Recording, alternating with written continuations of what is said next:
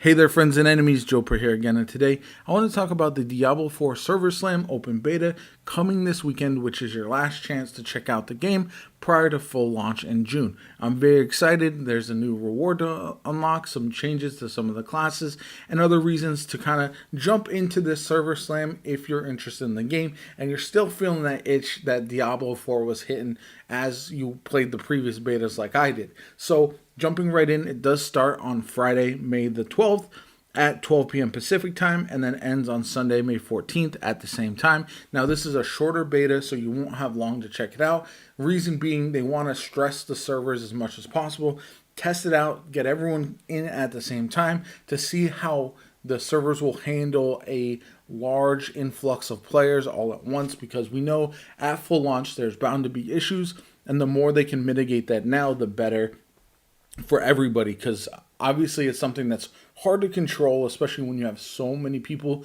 checking out the game at one time. So they want to limit that as much as possible, so that way there aren't too many issues on launch day. I think that's going to be helped out by the fact that if you pre-order the game, you do get access 3 days early. So the start times for the different player bases is going to be a little bit split up, which might be a reason why they go that direction as well.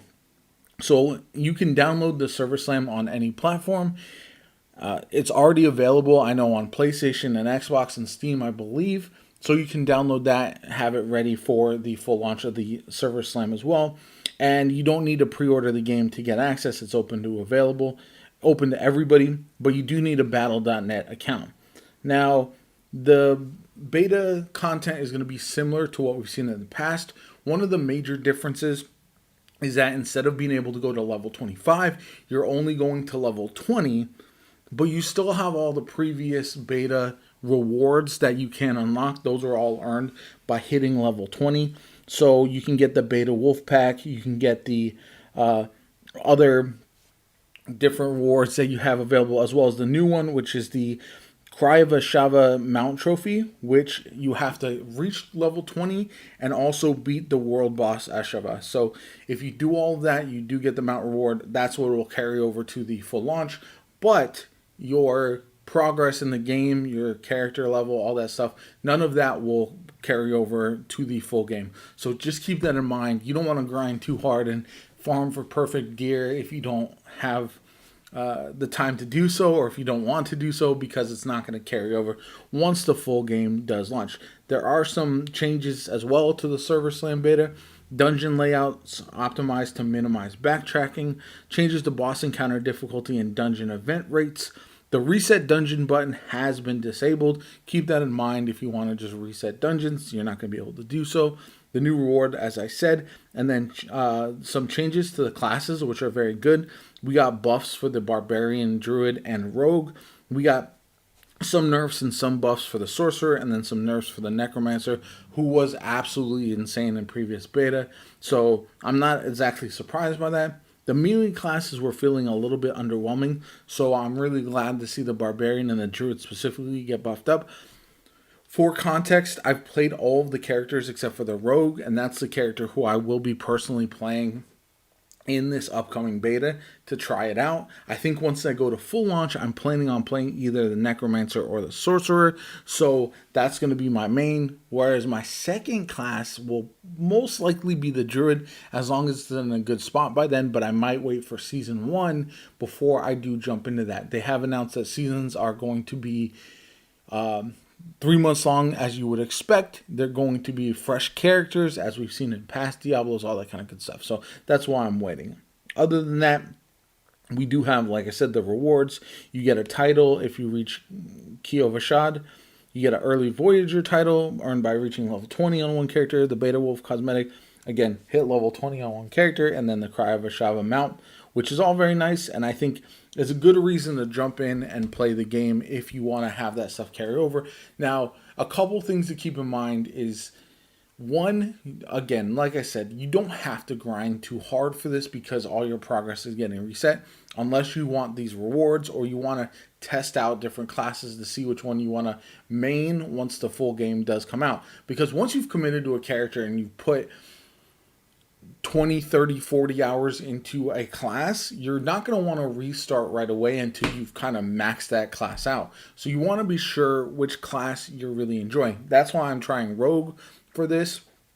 But if you have another class that you haven't played or haven't really tested out, this is the perfect opportunity to do so before fully committing to that character or class in the main game. Again, you got the rewards as well that you can earn, and ultimately it's up to you how hard you want to grind. I know a lot of people like myself are itching to jump into the full game. We don't have long, less than a month until full release, and so this beta is just giving us an extra little tease. Now, one of the things to keep in mind as well is you're going to want to check out the times that Ashava is available to take on, because one of the, like I said, one of the rewards that you get is only available if you beat the world boss, and the world boss isn't available all the time.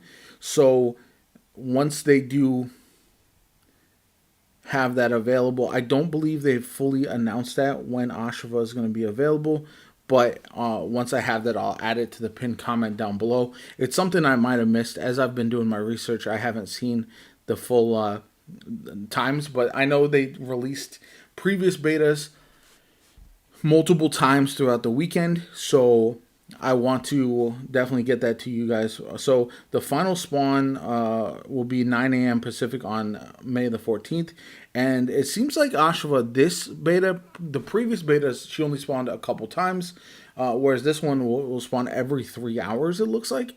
So if that is the case, we'll be able to play it quite a bit, which is, I think, awesome, because the world boss is one of my favorite activities in the game. I'm really glad to see that they've introduced it into the game going forward, because it does add a different element to the game that we haven't seen in previous Diablos. So I'm very, very excited about that. But ultimately, I'm hopeful that we'll see a bunch of different spawns. I can't wait to see how that translates to full launch, because I know world bosses are going to be very interesting. And the key is ultimately going to be how well populated they are, like how many players are taking on the various world bosses and how many of them are there and how different they are from each other. So I'm very excited about that. Anyway, I know I'm just ready to jump into Diablo 4. I'm very excited about that. I hope you guys are too.